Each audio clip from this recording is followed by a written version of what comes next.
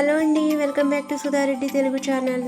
అమ్మ వాళ్ళ గృహప్రవేశానికి వెళ్ళినప్పుడు అమ్మ వాళ్ళది ఏ ఊరు అని చెప్పి కామెంట్ పెట్టారండి.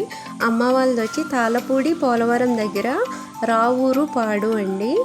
ఆ ఊరు పేరు వచ్చి రావులపాలెం కాదు, రావూరు పాడు. తాళపూడికి పోలవరానికి ఒక మధ్యలో ఉంటుంది విలేజ్. చాలా బాగుంటుందండి, పచ్చని పొలాలతో చాలా చక్కటి గ్రామం అది. అక్కడి నుంచి కుమారదేవు అని చెప్పేసి అమ్మవారి టెంపుల్ ఉందండి. ఆ ఆలయానికి అయితే వెళ్ళాను. అమ్మవారి విశిష్టత గురించి పంతులు గారు అయితే చెప్పారు. కుమారదేవం గ్రామంలో ఏం చేస్తున్నటువంటి శ్రీ గడ్డిభూషమ్మ అమ్మవారు, కుమారదేవం గ్రామం, కొవ్వూరు మండలం, తూర్పుగోదావరి జిల్లా, ఆంధ్రప్రదేశ్. ఈ అమ్మవారి ప్రత్యేకత ఏంటంటే, చెట్టు కింద ఉంటే ఒక పెద్ద ఆయన అరటిపల్లి కానీ బెల్లం ముక్క కానీ పెట్టి దర్శనం చేసుకుంటూ ఉండేవాడు. అదేంటి నేను ఒక్కనే దర్శనం చేసుకోవడం ఏంటి, అందరూ దర్శనం చేసుకోవాలని అమ్మవారిని పైకి గట్టు మీద తీసుకొచ్చి చెట్టు కింద పెట్టారు. పెట్టాక కొద్ది కొద్దిగా ఒక్కొక్కరు పెరుగుతూ అమ్మవారికి కోళ్ళని మేకలని మొక్కుబడి చెల్లించుకుంటూ అమ్మవారిని దర్శనం చేసుకున్నారు. ఇలా ఉండగా 1965లో అమ్మవారిని శిలరూపేణ ప్రతిష్ఠించి ఒక చిన్న ఆలయం కట్టి ఉన్నారు. కట్టినాక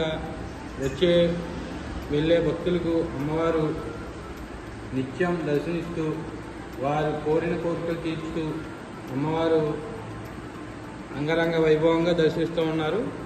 అలాగా ఇస్తూ ఉండగా 2005లో ఆంధ్రప్రదేశ్ దేవాదాయ శాఖ హ్యాండ్ ఓవర్ చేసుకోవడం అయింది. హ్యాండ్ ఓవర్ చేసుకున్నాక అమ్మవారికి పెద్ద ఆలయం కట్టాలి, చిన్నది అయిపోయింది, భక్తులు ఎక్కువ వస్తున్నారన్న కారణంతో అమ్మవారికి పెద్ద ఆలయం కట్టడానికి ఒక రిజిస్టర్ నెంబర్ ఇచ్చి పెద్ద ఆలయానికి శాంక్షన్ ఇచ్చారు. శాంక్షన్ ఇచ్చాక 2015లో అమ్మవారికి మళ్ళీ పునఃప్రతిష్ఠకి శంకుస్థాపన చేసి ఆలయం కట్టి ఉండగా 2016లో ఒక లారీ వచ్చి అమ్మవారి గుడిని గుద్దేయడంతో అమ్మవారి మీద ఇంత ఇటుక ముక్క కూడా పడకుండా దాంట్లో చేసే కబడ్డీ విస్తున్న ఆసాది గారు కూడా నైవేద్యం పెడుతుంటే, నువ్వు ఇక్కడ ఉండొద్దు, బయట నుంచో అని ఆవిడే ప్రత్యేకంగా బయట పెట్టేసినట్టు ఆయన బయటికి రావడం, ఈ గుడి పడిపోవడం, అమ్మవారి మీద ఇంత బెడ్డ మొక్క కానీ ఎవరి మీద ఇంత దెబ్బ తగలకుండా లారీ చెల్లో కిందకి వెళ్ళిపోవడం జరిగింది. అయితే మళ్ళీ దాన్ని ఏం చేశారంటే చిన్న పందిరి కింద పెట్టి ఈ గుడిని వెంటనే స్పీడ్గా వర్క్స్ అన్ని స్టార్ట్ చేసి 2015లో పునఃప్రతిష్ఠ చేశారు. ప్రతిష్ఠ చేసిన కాడి నుంచి అమ్మవారు అంగరంగ వైభవంగా దర్శనిస్తూ ఏ కోరికైనా సరే ఆవిడ వెంటనే తీర్చడం జరుగుతుంది. ఆ నిమిత్తం ఇక్కడే కదా ఆంధ్రప్రదేశ్, తెలంగాణ నుంచి కూడా అమ్మవారిని వచ్చి దర్శనం చేసుకుంటారు.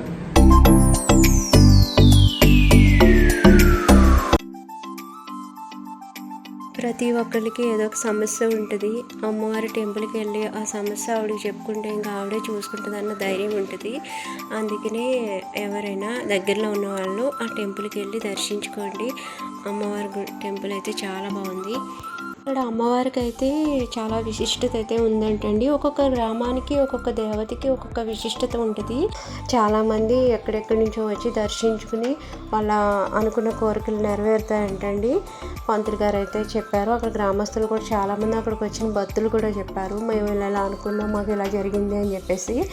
అందుకని మీరు కూడా అమ్మవారిని దర్శించుకుని మీరు కూడా అందరూ బాగుండాలని మనస్ఫూర్తిగా కోరుకుంటున్నాను. ఐ హోప్ ఈ వ్లాగ్ మీకు నచ్చినట్లయితే లైక్, షేర్, కామెంట్, సబ్స్క్రైబ్.